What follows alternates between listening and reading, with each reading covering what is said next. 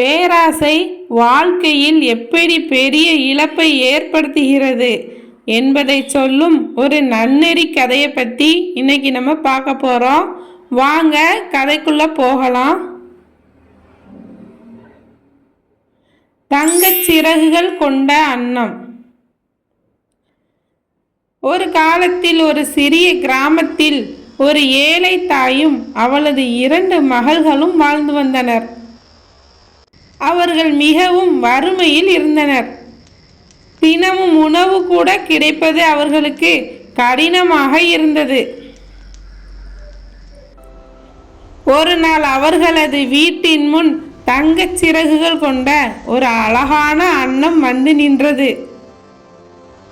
அந்த அன்னம் மெதுவாக பேசத் தொடங்கியது. உங்களுடைய கஷ்டத்தை நான் பார்த்தேன். உங்களுக்கு உதவ விரும்புகிறேன். தினமும் என் சிறகில் இருந்து ஒரு தங்க இறகை தருவேன். அதை விற்று நீங்கள் நன்றாக வாழுங்கள் என்று அந்த அன்னம் கூறியது. அம்மாவும் மகள்களும் அதை கேட்டு மிகவும் மகிழ்ச்சியடைந்தனர்.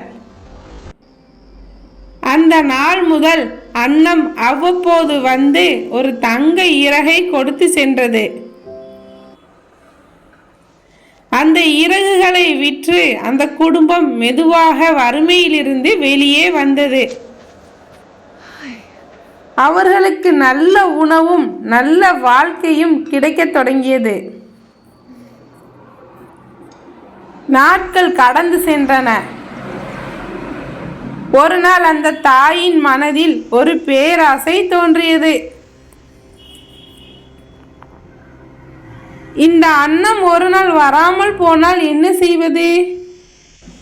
ஒரே நேரத்தில் அதன் எல்லா தங்க இறகுகளையும் எடுத்துக்கொண்டால் நம் வாழ்க்கை முழுவதும் பணக்காரர்களாக இருக்கலாம் என்று நினைத்து அந்த எண்ணத்தை மகள்களிடம் கூறினாள்.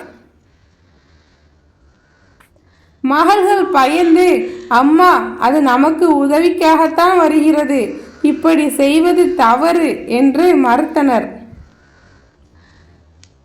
ஆனால் பேராசை அந்த தாயின் மனதை முழுவதும் ஆட்கொண்டிருந்தது.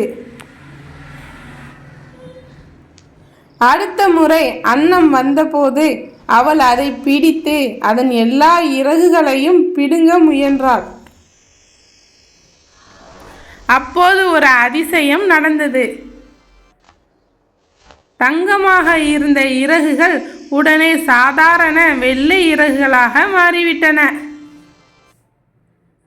அந்த அன்னம் வருத்தமாக சொன்னது, நான் உங்களுக்கு உதவவே வந்தேன், ஆனால் உன் பேராசை உனக்கு இருந்த நன்மையையும் கெடுத்துவிட்டது.